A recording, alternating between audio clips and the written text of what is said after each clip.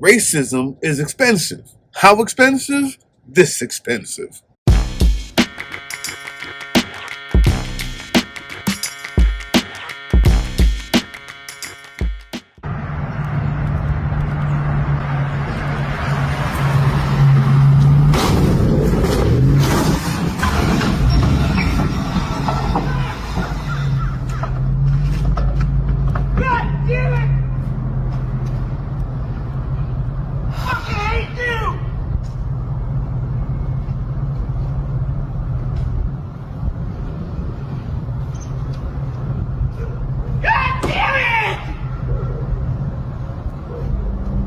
Are you okay? No! Are you hurt? Yes! Physically? I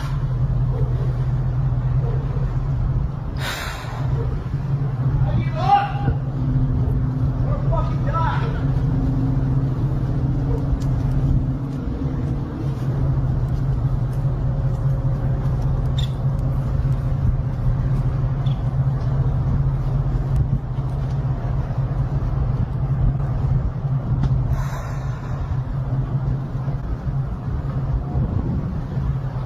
Wait a minute. Did he cry?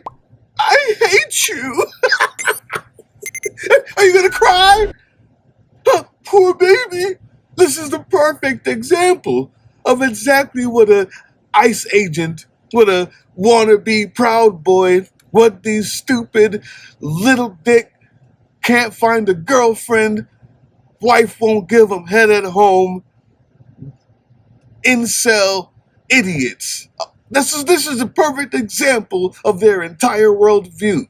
I do something stupid, I crash my own life into the wall on purpose because I'm an idiot, and I hate you for making me do it. I blame everybody else and never take accountability for myself. You're the reason I can't get a job, black person, Mexican, you illegal, violent immigrant. You're the reason. No, the reason is you're a filthy, mediocre idiot. and your mother liked her boyfriend more than you. That's the reason. Grow up. It was the sigh at the end that she said,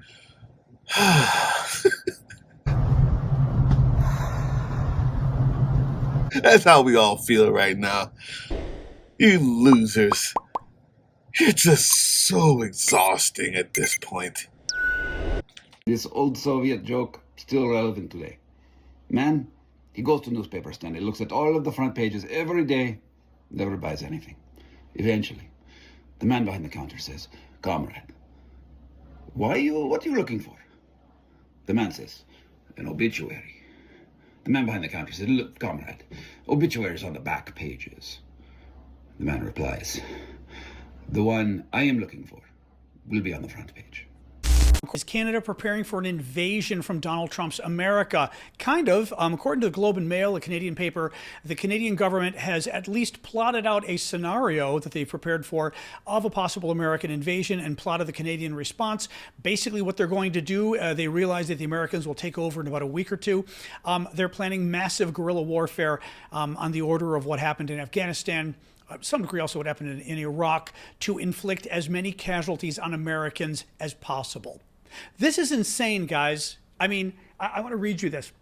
Canada does not have the number of military personnel or sophisticated equipment needed to fend off a conventional American attack, so the military envisions unconventional warfare in which small groups of irregular military or armed civilians would resort to ambushes, sabotage, drone warfare, or hit-and-run tactics to impose mass casualties on U.S. occupying forces, and then it looks forward to the Brits and the French, who have nuclear weapons, to come to their aid.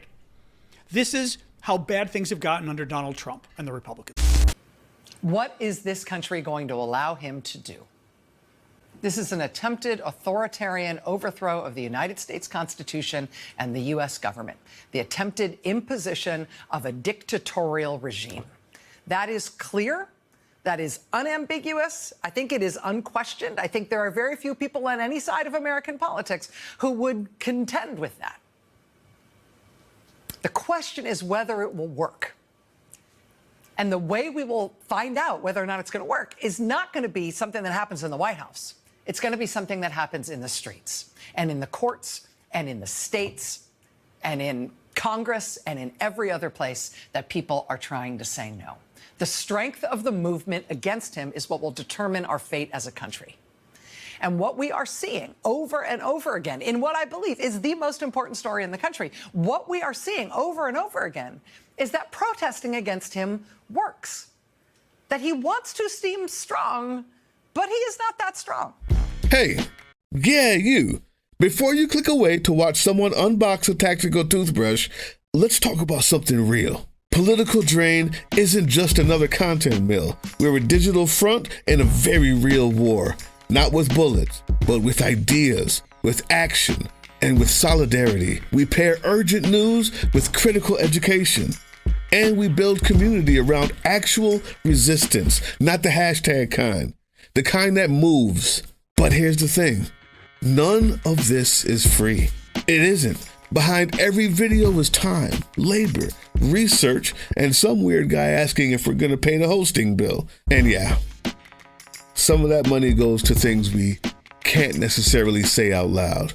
If you know, you know. Let's just say our special ops aren't Call of Duty LARPers. They're people making real moves to protect, uplift, and organize. You're not just funding a channel. You're funding a resistance network in a world where capital still calls the shots. Unfortunately, in a system built on artificial scarcity, even mutual aid has a price tag. And if we want to grow, if we want to win, we need your help. We need your help. So if you've got even a few bucks to spare, toss it our way.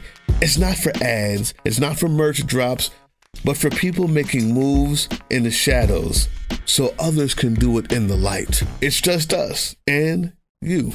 So fund the mission, fund the fight, fund the future, because nobody's coming to save us. We save each other. That's how this works.